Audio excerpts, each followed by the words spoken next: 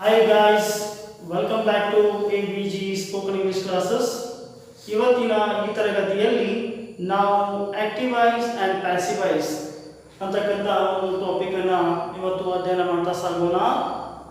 ಈ ಆಕ್ಟಿವೈಸ್ ಮತ್ತು ಪ್ಯಾಸಿವೈಸ್ ಇದರ ಕನ್ನಡದ ಅರ್ಥ ಏನಾಗುತ್ತೆ ಅಂತಂದರೆ ಕರ್ತರಿ ಮತ್ತು ಕರ್ಮಣಿ ಪ್ರಯೋಗಗಳು ಅಂತ ಕರಿತೇವೆ.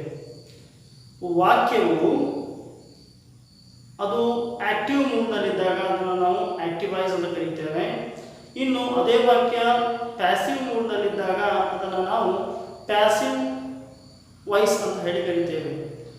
ಈ ವಾಕ್ಯಗಳನ್ನು ಆಕ್ಟಿವ್ನಿಂದ ಪ್ಯಾಸಿವ್ ಮಾಡತಕ್ಕಂಥದ್ದು ಭಾಳಷ್ಟು ಈಸಿಯಾಗಿರ್ತಕ್ಕಂಥ ಒಂದು ಟಾಪಿಕ್ ಇದೆ. ಈ ಟಾಪಿಕನ್ನು ಇವತ್ತು ನಾವು ಅಧ್ಯಯನ ಮಾಡ್ತಾ ಸಾಗೋಣ. ಇದನ್ನು 8, 9, 10ನೇ ತರಗತಿಯ ವಿದ್ಯಾರ್ಥಿಗಳಿಗೆ ಅಷ್ಟೇ ಅಲ್ಲದೆ ಎಲ್ಲ ಕಾಂಪಿಟೇಟಿವ್ ಎಕ್ಸಾಮ್ಗಳಿಗೆ ಸಹಿತ ಈ ಒಂದು ಸಬ್ಜೆಕ್ಟನ್ನು ಕೇಳ್ತಾರೆ. ಸೊ ಹೀಗಾಗಿ ಇದು ಬಹಳಷ್ಟು ಮಹತ್ವಪೂರ್ಣವಾಗಿರ್ತಕ್ಕಂಥ ಒಂದು ಟಾಪಿಕ್. ಆದ್ದರಿಂದ ಇದನ್ನು ನೀವು ಮೊದಲಿನಿಂದ ಕೊನೆಯವರೆಗೆ ನೋಡಿದ್ರೆ ನಿಮಗೆ ಆಕ್ಟಿವೈಸ್ ಪ್ಯಾಸಿವೈಸ್ ಅತ್ಯಂತ ಉತ್ತಮವಾಗಿ ಅರ್ಥ ಆಗುತ್ತೆ ಅಂತ ನನ್ನ ಒಂದು ಭಾವನೆ. ಬನ್ನಿ ಸ್ನೇಹಿತರೆ, ಇವತ್ತು ಆಕ್ಟಿವೈಸ್ ಮತ್ತು ಪ್ಯಾಸಿವೈಸ್ ಇವುಗಳನ್ನು ಅಧ್ಯಯನ ಮಾಡ್ತಾ ಸಾಗೋಣ. ಇಲ್ಲಿಯವರೆಗೆ ನೀವು ನನ್ನ ಚಾನಲ್ಗೆ ಸಬ್ಸ್ಕ್ರೈಬ್ ಆಗಿಲ್ಲ ಅಂದರೆ ಈಗಲೇ ಸಬ್ಸ್ಕ್ರೈಬ್ ಆಗಿ, ಈ ವಿಡಿಯೋ ನಿಮಗೆ ಇಷ್ಟ ಆದರೆ ದಯವಿಟ್ಟು ಲೈಕ್ ಮಾಡಿ, ನಿಮ್ಮ ಫ್ರೆಂಡ್ಸ್ಗೆ ಶೇರ್ ಮಾಡಿ ಅಂತ ಹೇಳ್ತಾ ಈಗ ಆಕ್ಟಿವೈಸ್ ಮತ್ತು ಪ್ಯಾಸಿವೈಸ್ಗಳನ್ನು ಅಧ್ಯಯನ ಮಾಡ್ತಾ ಸಾಗೋಣ. ಆಕ್ಟಿವೈಸ್ ಅಂದರೆ ಕರ್ತರಿ ಪ್ರಯೋಗ. ಕರ್ತರಿ ಪ್ರಯೋಗಕ್ಕೆ ಕರ್ಮಣಿ ಪ್ರಯೋಗಕ್ಕೆ ಅದನ್ನು ಬದಲಾವಣೆ ಮಾಡ್ತಕ್ಕಂಥದ್ದು. ಮೊದಲನೆಯದಾಗಿ ಇಲ್ಲಿ ಐ ಕ್ಯಾಚ್ ಅ ಬಾಲ್. ಇಲ್ಲಿ ಇದು ಆಕ್ಟಿವ್ ಮೂಡ್ನಲ್ಲಿದೆ. ಇದನ್ನು ನಾವು ಪ್ಯಾಸಿವೈಸ್ಗೆ ಬದಲಾವಣೆ ಮಾಡ್ಕೋಬೇಕು. I catch a ball. ಇಲ್ಲಿ ಸಬ್ಜೆಕ್ಟ್ ಮೊದಲಿಗೆ ಬಂದಾಗ ಆ ಸೆಂಟೆನ್ಸ್ ಆಕ್ಟಿವ್ ಮೂಡ್ನಲ್ಲಿ ಇರುತ್ತೆ. ಆ ಕಾರಣಕ್ಕಾಗಿ ಇದು ಆಕ್ಟಿವೈಸ್. ಇದನ್ನು ನಾವು ಪ್ಯಾಸಿವೈಸ್ಗೆ ಬದಲಾವಣೆ ಮಾಡ್ಕೋಬೇಕಾಗುತ್ತೆ. ಪ್ಯಾಸಿವೈಸ್ ಅಂದರೆ ಅದನ್ನು ನಾವು ಕರ್ಮಣಿ ಪ್ರಯೋಗ ಮಾಡ್ಕೋಬೇಕಾಗುತ್ತೆ. ಸೊ ಕರ್ಮಣಿ ಪ್ರಯೋಗ ಮಾಡ್ಕೋಬೇಕಾದ್ರೆ ಮುಖ್ಯವಾಗಿ ನಾವು ಗಮನಿಸಬೇಕಾಗಿರ್ತಕ್ಕಂಥದ್ದು ಆ ವಾಕ್ಯದಲ್ಲಿರ್ತಕ್ಕಂತಹ ಸಬ್ಜೆಕ್ಟ್ ಯಾವುದು, ವರ್ಬ್ ಯಾವುದು, ಆಬ್ಜೆಕ್ಟ್ ಯಾವುದು. ಇಲ್ಲಿ ಸಬ್ಜೆಕ್ಟ್ ಅಂದರೆ ಕರ್ತೃಪದ, ಆಮೇಲೆ ಬರ್ತಕ್ಕಂಥದ್ದು ವರ್ಬ್ ಅಂದರೆ ಕ್ರಿಯಾಪದ, ತದನಂತರ ಬರ್ತಕ್ಕಂಥದ್ದು ಅದು ನೀವು ಕರ್ಮಪದ ಅಂತ ಹೇಳ್ತಾ ಇದ್ದೇವೆ. ಇಲ್ಲಿ ಸಬ್ಜೆಕ್ಟ್ ಅಂತಕ್ಕಂಥದ್ದು ಐ ಅಂತಕ್ಕಂಥದ್ದು ಸಬ್ಜೆಕ್ಟ್ ಆಗಿದೆ, ಕ್ಯಾಚ್ ಅಂತಕ್ಕಂಥದ್ದು ವರ್ಬ್ ಆಗಿದೆ, ಬಾಲ್ ಅಂತಕ್ಕಂಥದ್ದು ಏನಾಗಿದೆ, ಆಬ್ಜೆಕ್ಟ್ ಆಗಿದೆ.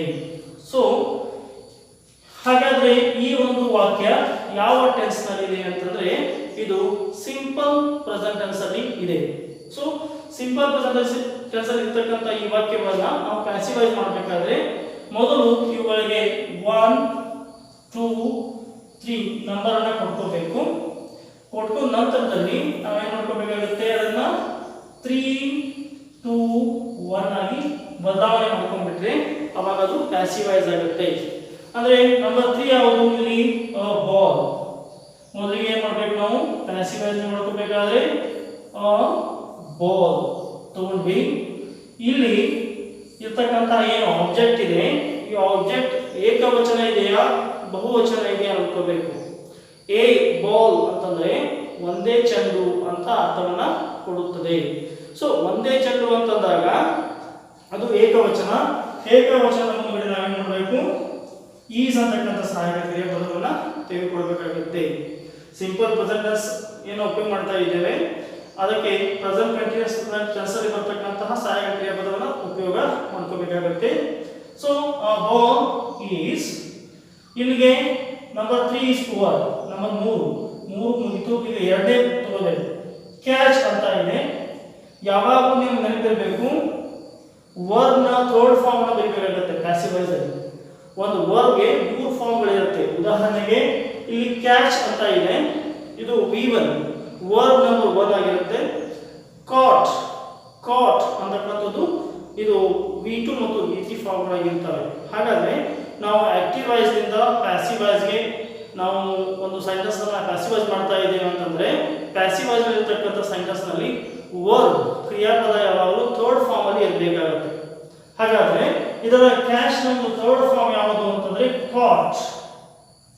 ಏನಾಗುತ್ತೆ, ಕಾಟ್ ಅಂತ ಆಗುತ್ತೆ. ಹೇಳಿದರೆ V3 ಆಫ್ಟರ್ ನಾವು ಯಾವಾಗಲೂ ಏನು ಮಾಡಬೇಕಂದ್ರೆ ಏಜೆಂಟ್ ತೆಗೆದುಕೊಳ್ಬೇಕಾಗುತ್ತೆ. ಏಜೆಂಟ್ ಯಾರು ಅಂತಂದ್ರೆ ಬೈ. ಆಮೇಲೆ ಐ ಇದ್ದಾಗ ಪ್ಯಾಸಿವ್ ವಾಯ್ಸ್ ಅಲ್ಲಿ ಅದು ಮೀ ಆಗುತ್ತೆ, ವಿ ಇದ್ರೆ ಅಸ್ ಆಗುತ್ತೆ, ಯು ಇದ್ರೆ ಯು ಆಗುತ್ತೆ, ದೇ ಇದ್ರೆ ದೆಮ್ ಆಗುತ್ತೆ, ಹಿ ಇದ್ರೆ ಹಿಮ್ ಆಗುತ್ತೆ, ಶಿ ಇದ್ರೆ ಹರ್ ಆಗುತ್ತೆ, ಇಟ್ ಇದ್ರೆ ಇಟ್ ಆಗಿ ಮಾತ್ರ ಉಳಿಯುತ್ತೆ. ಸೊ ಹಾಗಾಗಿ ಇಲ್ಲಿ 3 is over, 2 is over and only one is remaining subject. I ಅಂತಕ್ಕಂಥದ್ದು ಸಬ್ಜೆಕ್ಟ್, ಈಗ ಅದು ಬರ್ತಕ್ಕಂಥದ್ದು ಆಬ್ಜೆಕ್ಟ್ ಪ್ಲೇಸ್ ಅಲ್ಲಿ. ಸೊ ಹೀಗಾಗಿ ಇಲ್ಲಿ ಐ ಇರ್ತಕ್ಕಂಥದ್ದು ಮೀ ಆಗಿ ಬದಲಾವಣೆಯನ್ನ ಹೊಂದುತ್ತೆ. ನೀವು ಇಷ್ಟೇ ಮಾಡಿದ್ರೆ ನಿಮಗೆ 1 ಅಂಕ ಸಿಗುತ್ತೆ. ಇನ್ನು ನಾವು ಎರಡನೇ ಎಕ್ಸಾಂಪಲ್ ನೋಡೋಣ. ಇಲ್ಲಿ I do not cut a mango ಅಂತ ಇದೆ. This is positive statement or negative statement ಅಂತ ಕೇಳಿದಾಗ ದಿಸ್ ಈಸ್ ನೆಗೆಟಿವ್ ಸ್ಟೇಟ್ಮೆಂಟ್ ಇದೆ, ಡು ನಾಟ್ ಅಂತ ಇದೆ ಅಲ್ಲ, ಆ ಕಾರಣಕ್ಕಾಗಿ. ಸೊ ಏನ್ ಮಾಡಬೇಕು, ಮೊದಲು ಸಬ್ಜೆಕ್ಟ್ ಗುರುತಿಸ್ಕೋಬೇಕು. ಸಹಾಯಕ ಕ್ರಿಯಾಪದ ಇದೆ, ಇದು ಹೆಲ್ಪಿಂಗ್ ವರ್ಬ್ ಅಂತ ಕರೀತೇವೆ, ಇದನ್ನ ಮೇನ್ ವರ್ಬ್ ಅಂತ ಕರೀತೇವೆ, ಆಬ್ಜೆಕ್ಟ್ ಅಂತ ತೆಗೆದುಕೊಳ್ತೇವೆ. ಯಥಾವತ್ತಾಗಿ ನಾವು ಪ್ಯಾಸಿವ್ ವಾಯ್ಸ್ ನೋಡ್ಕೋಬೇಕಾದ್ರೆ ಆಬ್ಜೆಕ್ಟ್ ಅನ್ನ ಮೊದಲಿಗೆ ತೆಗೆದುಕೊಳ್ಬೇಕು. ಆಬ್ಜೆಕ್ಟ್ ಯಾವ್ದು? ಅ ಮ್ಯಾಂಗೋ. ಇಲ್ಲಿ ಬರೀಬೇಕಾದ್ರೆ ಎ ಕ್ಯಾಟ್ನ ಬರಬೇಕು, ಆಮೇಲೆ ಮ್ಯಾಂಗೋ ಬರೀತೀರಿ. ಎ ಮ್ಯಾಂಗೋ ಅನ್ನೋದು ಏಕವಚನ ಇದೆ, ಅದಕ್ಕಾಗಿ ನಾವು ಸಹಾಯಕ ಕ್ರಿಯಾಪದವನ್ನ ಈಸ್ ತೆಗೆದುಕೊಳ್ಬೇಕಾಗುತ್ತೆ. A mango is cut, V1 also cut, V2 cut, V3 also cut. So ಇಲ್ಲಿ ಕಟ್ ಆಗಿ ಉಳಿದಿರುತ್ತೆ. A mango is cut. After V3 ಏನ್ ಮಾಡಬೇಕು, ನಾವು ಏಜೆಂಟ್ ಅನ್ನು ತೆಗೆದುಕೊಳ್ಬೇಕಾಗುತ್ತೆ. ಏಜೆಂಟ್ ಅನ್ನು ತೆಗೆದುಕೊಳ್ಳಿ. ಇಲ್ಲಿರ್ತಕ್ಕಂತಹ ಪರ್ಸನ್ ಯಾರಿದ್ದಾರೆ? ಆ ಇದೆ, ಆ ಇದು ಮೀ ಆಗಿ ಬದಲಾವಣೆಯನ್ನ ಹೊಂದುತ್ತೆ. ಸೊ ಅದೇ ತರವಾಗಿ ಈಗ ಮೂರನೇ ಒಂದು ಎಕ್ಸಾಂಪಲ್ ನೋಡೋಣ. ಇಲ್ಲಿ ವಿ ಸೆಂಡ್ ಅ ಮೆಸೇಜ್, ಇದು ಸಿಂಪಲ್ ಪ್ರೆಸೆಂಟ್ ಟೆನ್ಸ್ ಅಲ್ಲಿ ಇದೆ. ಇಲ್ಲಿ ವಿ ಅಂತಕ್ಕಂಥದ್ದು ಸಬ್ಜೆಕ್ಟ್ ಆಗಿದೆ, ಸೆಂಡ್ ಅಂತಕ್ಕಂಥದ್ದು ವರ್ಬ್ ಆಗಿದೆ. ಸಾರಿ, ಇಲ್ಲಿ ನೆಗೆಟಿವ್ ಇರೋದ್ರಿಂದ ನಾವು ನಾಟ್ ಅನ್ನು ಹಚ್ಕೋಬೇಕಾಗುತ್ತೆ. Mango is not cut by me, ಯಾಕಂದ್ರೆ ಇಲ್ಲಿ ನೆಗೆಟಿವ್ ಸೆನ್ಸ್ ಇರೋದ್ರಿಂದ ನಾವು ನೆಗೆಟಿವ್ ಅನ್ನ ಬಳಸ್ಕೋಬೇಕಾಗುತ್ತೆ.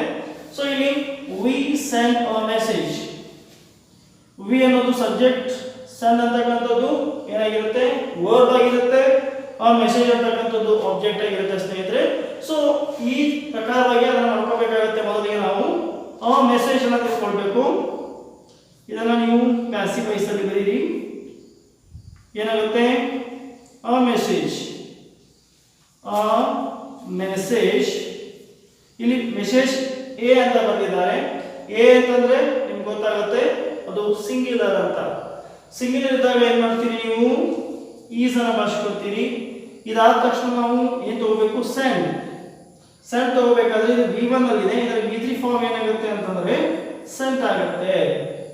A message is sent by, ಇಲ್ಲಿ ವಿ ಅಂತ ಇರೋದ್ರಿಂದ ಪ್ಯಾಸಿವ್ ವಾಯ್ಸ್ ಅನ್ನೋದನ್ನ ಅಸ್ ಮಾಡ್ಕೊಳ್ಬೇಕಾಗುತ್ತೆ.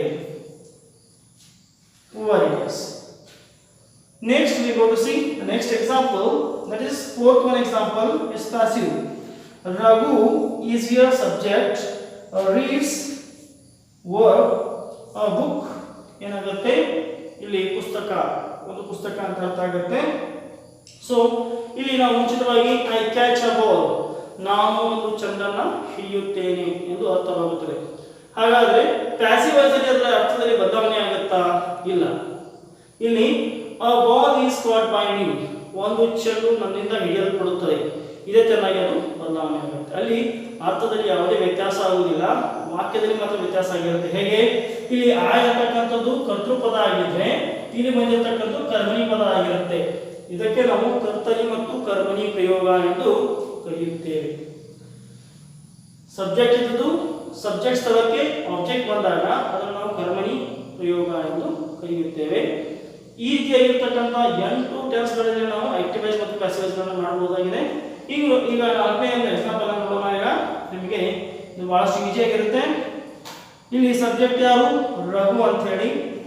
ರೀಡ್ಸ್ ಅಂತಂದರೆ ಆಮೇಲೆ ಇದು ವರ್ಬ್ ಆಗಿರುತ್ತೆ, ಇದು ಆಬ್ಜೆಕ್ಟ್ ಆಗಿರುತ್ತೆ. ಮೊದಲಿಗೆ ನಾವೇನು ತಗೋಬೇಕಂತ ಹೇಳಿದ್ದೇನೆ? ವರ್ಬ್ ಅನ್ನು ತೆಗೆದುಕೊಳ್ಬೇಕು, ಸಾರಿ ಆಬ್ಜೆಕ್ಟ್ ಅನ್ನು ತೆಗೆದುಕೊಳ್ಬೇಕು. ಆಬ್ಜೆಕ್ಟ್ ಯಾವ್ದಿಲ್ಲಿ? ಬುಕ್ ಅಂತಕ್ಕಂಥದ್ದು ಆಬ್ಜೆಕ್ಟ್ ಆಗಿರುತ್ತೆ. ಅ ಬುಕ್ ಅಂದ್ರೆ ಇದು ಸಿಂಗುಲರ್ ಆಗಿರೋದ್ರಿಂದ ಇಲ್ಲಿ ಈಸ್ ಅನ್ನ ತೆಗೆದುಕೊಳ್ಬೇಕಾಗತ್ತೆ. ಅ ಬುಕ್ ಈಸ್ ರೀಡ್ಸ್, ಇದ್ರ ಮಿತಿ ಫಾರ್ಮ್ ಏನಪ್ಪಾ ಅಂತಂದ್ರೆ ರೆಡ್ ಅಂತ ಆಗುತ್ತೆ. A book is red by, ಮಿತಿ ಆದ್ಮೇಲೆ ಬರಬೇಕು, ಬೈ ಬರಬೇಕು, ಏಜೆಂಟ್ ಬರಬೇಕು. Raghu, it means he. Raghu ಅಂದ್ರೆ ಒಂದು ಮೇಲ್ ವ್ಯಕ್ತಿಯ ಹೆಸರು ಅಂತೇಳಿ, ಹಿ ಇದ್ದಾಗ ನಾವು ಹಿಮ್ ಅನ್ನ ತೆಗೆದುಕೊಳ್ಬೇಕಾಗುತ್ತೆ. ಅಥವಾ ಬಾಯ್ ರಘು ಅಂದ್ರೂ ಸರಿ, ನೋ ಪ್ರಾಬ್ಲಮ್, ಅಲ್ಲಿ ಯಾವುದೇ ಸಮಸ್ಯೆ ಬರೋದಿಲ್ಲ. ಅಥವಾ ಬಾಯ್ ರಘು ಅಂತಂದ್ರೂ ಸರಿ. ನೆಕ್ಸ್ಟ್ ಈಗ ಬರ್ತಕ್ಕಂಥದ್ದು I am writing a letter. ಈಗ ನಾವು 5ನೇ ಎಕ್ಸಾಂಪಲ್ ನೋಡ್ತಾ ಇದ್ದೇವೆ.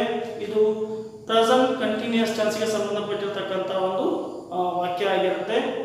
ಇಲ್ಲಿ ಐ ಅಂತಕ್ಕಂಥದ್ದು ಸಬ್ಜೆಕ್ಟ್ ಆಗಿರುತ್ತೆ, ಆಮ್ ಅಂತಕ್ಕಂಥದ್ದು ಸಹಾಯಕ ಕ್ರಿಯಾಪದವಾಗಿರುತ್ತೆ, ರೈಟಿಂಗ್ ಅಂತಕ್ಕಂಥದ್ದು ಮೇನ್ ವರ್ಬ್ ಆಗಿರುತ್ತೆ, ಲೆಟರ್ ಅಂತಕ್ಕಂಥದ್ದು ಆಬ್ಜೆಕ್ಟ್ ಆಗಿರುತ್ತೆ ಸ್ನೇಹಿತರೆ. ಇಲ್ಲಿ ನಾವು ಇದನ್ನ ಪ್ಯಾಸಿವೈಸ್ ಮಾಡ್ಕೋಬೇಕಾದ್ರೆ ಆಬ್ಜೆಕ್ಟ್ ಇದೆಯಲ್ಲ ಇದನ್ನ ಮೊದಲು ತೆಗೆದುಕೊಳ್ಬೇಕು. ಏನದು ಲೆಟರ್, ಲೆಟರ್ ಅಂತ ಇದು ಆಬ್ಜೆಕ್ಟ್ ಇದೆ, ಆಬ್ಜೆಕ್ಟ್ ಅನ್ನು ತೆಗೆದುಕೊಂಡ್ವಿ. ಇನ್ನು ಮೇನ್ ವರ್ಬ್ ಅನ್ನು ತೆಗೆದುಕೊಳ್ಬೇಕಾಗುತ್ತೆ. ಅದಕ್ಕಿಂತ ಮುಂಚೆ ಸಹಾಯಕ ಕ್ರಿಯಾಪದ ಯಾವುದು ಬರುತ್ತೆ. ಇಲ್ಲಿ ಎ ಲೆಟರ್ ಇರೋದ್ರಿಂದ ಇದು ಸಿಂಗ್ಯುಲರ್ ಇರೋದ್ರಿಂದ ಅಂದ್ರೆ ಏಕವಚನ ಇರೋದ್ರಿಂದಾಗಿ ಇಲ್ಲಿ ನಾವೇನ್ ಮಾಡ್ತೇವೆ, ಈಸ್ ಅಂತಕ್ಕಂಥ ಸಹಾಯಕ ಕ್ರಿಯಾಪದವನ್ನ ತೆಗೆದುಕೊಳ್ತಾ ಇದ್ದೇವೆ. A letter is being.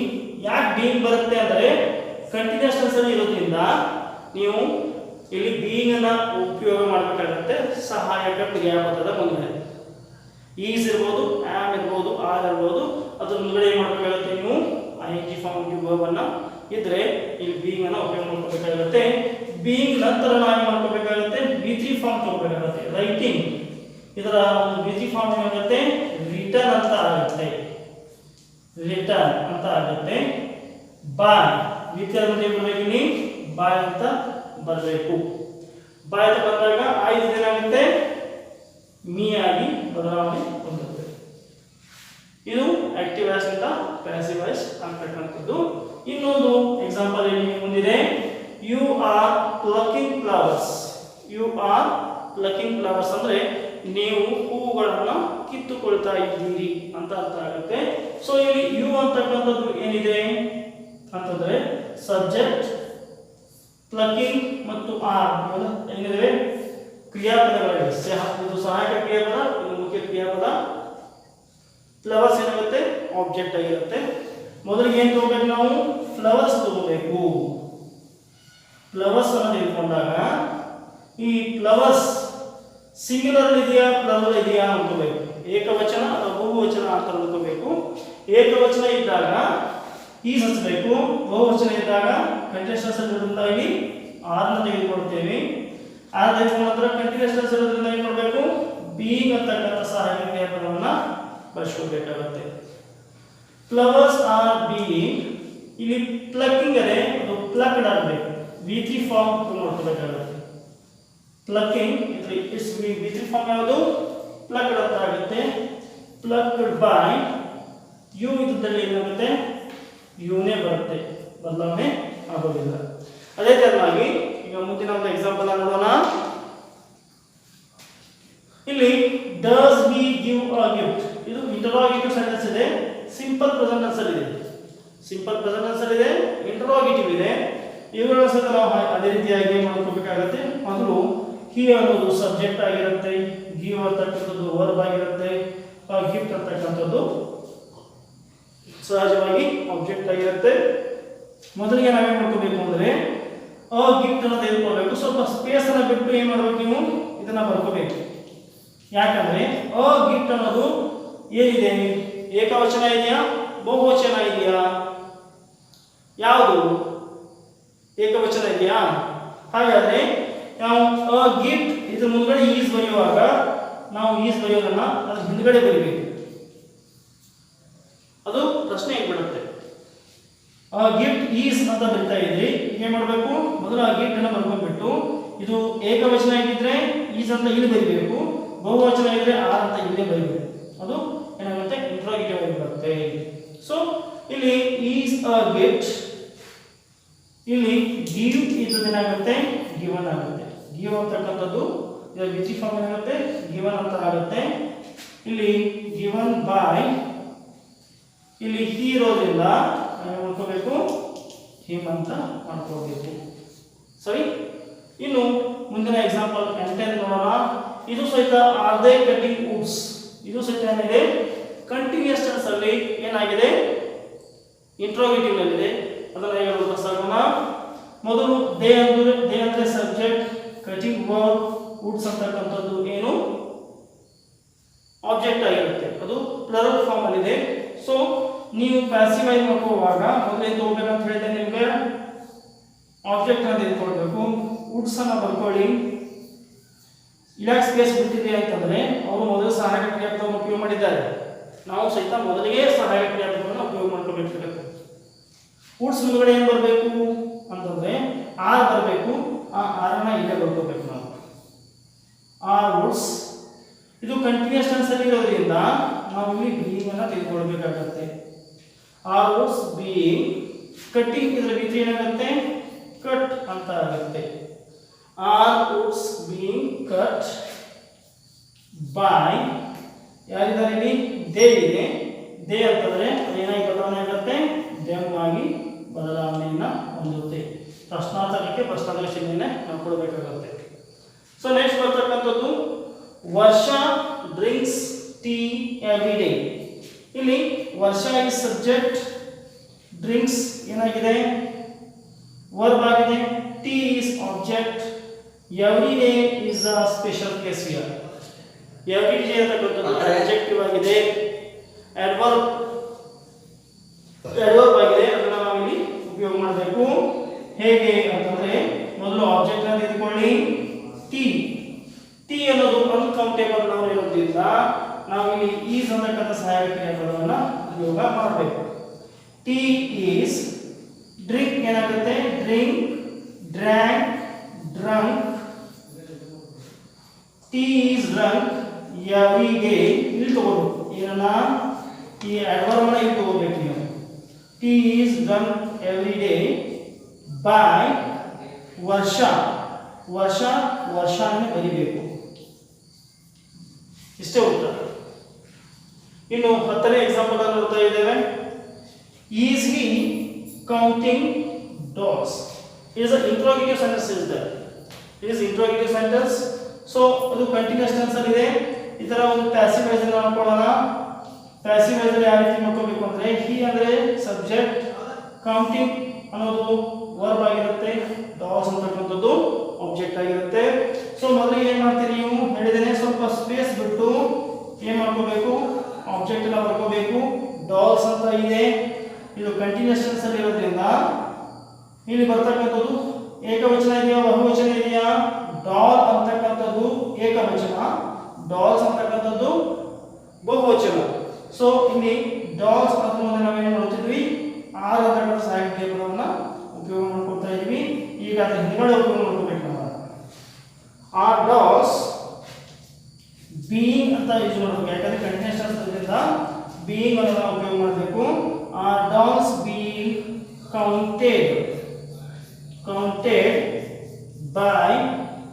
ಇಲ್ಲಿ ಹಿ ಇದೆ, ಹಿ ಏನಾಗುತ್ತೆ ಹಿಮ್ ಆಗಿ ಬದಲಾವಣೆ ಹೊಂದುತ್ತೆ. ಇದು ಇಂಟ್ರಾಗೇಟಿವ್ ಅಲ್ಲಿ ಇರೋದ್ರಿಂದ ಇದನ್ನು ನಾವು ಇಂಟ್ರಾಗೇಟಿವ್ ಅಲ್ಲಿ ಸಮಾಪ್ತಿ ಮಾಡಬೇಕಾಗುತ್ತೆ. ಸೊ ಫ್ರೆಂಡ್ಸ್, ಇಲ್ಲಿಯವರೆಗೆ ನಾವೇನ್ ಮಾಡಿದ್ವಿ ಅಂತಂದ್ರೆ 10 ಎಕ್ಸಾಂಪಲ್ಗಳನ್ನ ಅಧ್ಯಯನ ಮಾಡಿದ್ವಿ. ಇನ್ನು 6 ಎಕ್ಸಾಂಪಲ್ಗಳಿವೆ, ಅವುಗಳನ್ನು ಈಗ ಅಧ್ಯಯನ ಮಾಡ್ತಾ ಹೋಗೋಣ.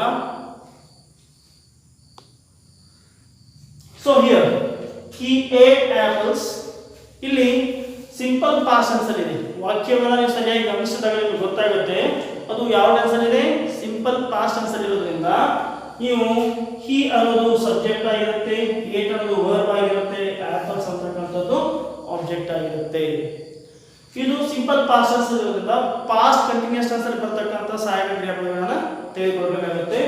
ಇಲ್ಲಿ ಆಬ್ಜೆಕ್ಟ್ ಯಾವುದು ಅಂತಂದ್ರೆ ಇದು ವರ್ಬ್ ಆಗಿದೆ, ಇದು ಸಬ್ಜೆಕ್ಟ್ ಆಗಿದೆ. ಹಾಗಾದ್ರೆ ಪ್ಯಾಸಿವ್ ವಾಯ್ಸ್ ಏನು ಮಾಡಬೇಕು, ಆಬ್ಜೆಕ್ಟ್ ಅನ್ನ ಹೊರಗೆ ತಗೋಬೇಕು.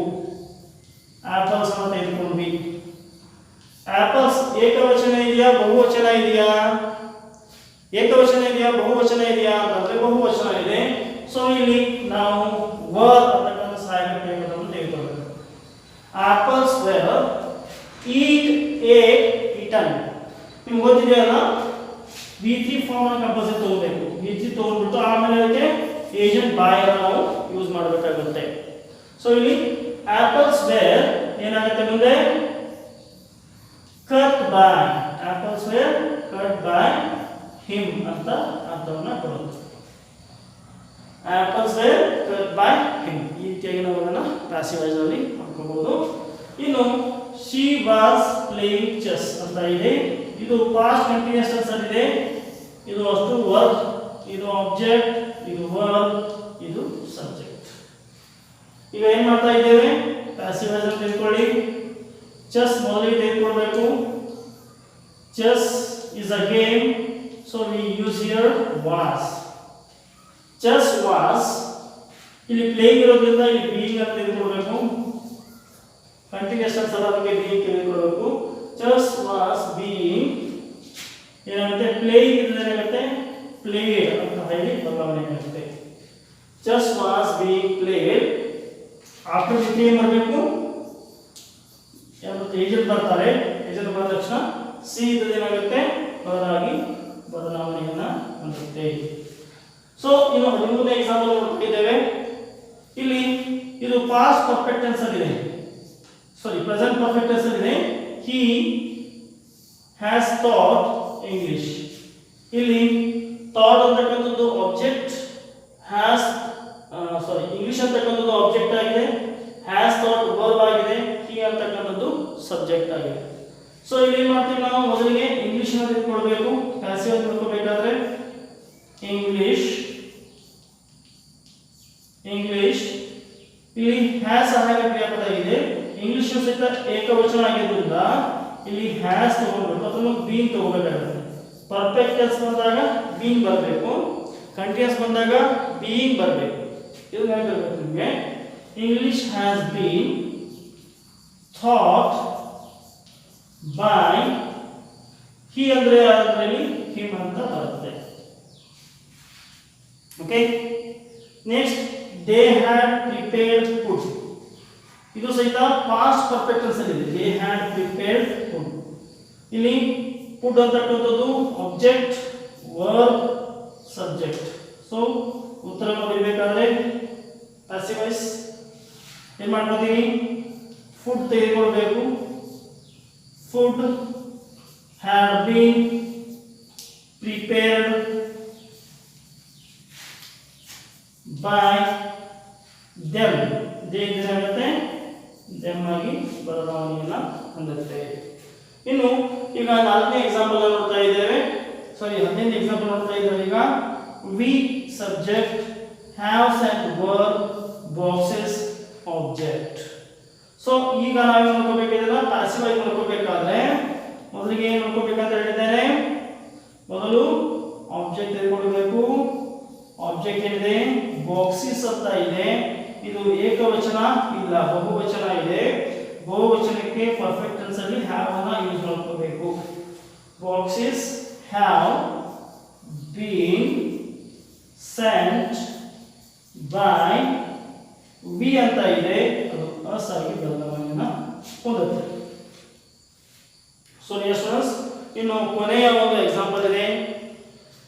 ಪ್ಯಾಸಿವ್ ವಾಯ್ಸ್ ನೋಡ್ಕೋಬೇಕಾದ್ರೆ ಮೊದಲು ಇಲ್ಲಿ ಬರ್ತಕ್ಕಂಥ ಸಬ್ಜೆಕ್ಟ್ ನೋಡ್ಕೊಳ್ಳಿ. ಇಲ್ಲಿ ಬಂದಿರತಕ್ಕಂಥದ್ದು subject Veeresh. Had collected verb, old points object. ಹಾಗಾದ್ರೆ ನಾವು ರೂಲ್ಸ್ ಪ್ರಕಾರ ಮೊದಲು ಏನು ತಗೋಬೇಕು ಅಂತಂದ್ರೆ ಏನು ತಗೋಬೇಕು old points. Old points plural form ಅಲ್ಲಿ ಪ್ಲರಲ್ ಫಾರ್ಮ್ ನಲ್ಲಿದೆ. ಇದಕ್ಕೆ ನಾವು ಹ್ಯಾಡ್ ಸಹಾಯಕ ಕ್ರಿಯಾಪದವನ್ನು ತೆಗೆದುಕೊಳ್ಬೇಕು. ಹ್ಯಾಡ್ ಪರ್ಫೆಕ್ಟ್ ಸೆಂಟರ್ನಿಂದ ಬೀನ್ ತೆಗೆದುಕೊಳ್ಬೇಕು.